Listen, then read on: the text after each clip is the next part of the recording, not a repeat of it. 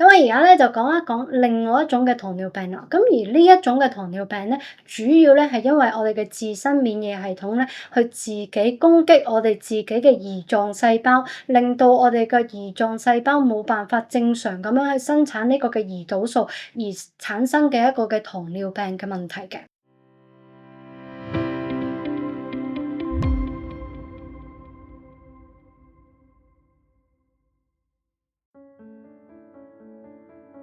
講講點解會有機會出現呢一個嘅自己免疫系統去攻擊我哋嘅胰臟，而導致我哋出現一個糖尿病或者血糖偏高嘅現象咧？其實最主要嘅誘發嘅原因咧，都係因為我哋長時間處於一個高壓嘅現象。咁喺呢個高壓嘅現象嘅時候咧，我哋嘅免疫系統咧隨時嘅亦都係處於一個好高度戒備嘅狀態。咁所以有機會咧誘發到咧我哋個免疫系統咧，佢以為我哋嘅呢一個嘅胰臟嘅細胞咧係一啲外敵嚟嘅，繼而就會去攻擊佢啦。正常嘅免疫系統咧係會幫我哋抵禦外敵啦，修補我哋身體入邊有啲發炎啊，又或者要重組嘅一啲情況啦。咁但係喺自身免疫系統嘅情況之下咧，咁我哋個免疫系統咧係會出現一個無差別嘅攻擊嘅。我哋自然醫學入邊啦，咁有兩大策略咧去處理呢個嘅自身免疫系統去攻擊呢個嘅胰臟，導致到有呢個嘅血糖偏高啦，又或者呢個糖尿病嘅問題嘅。咁首先第一種咧就係我哋一定要去戒絕一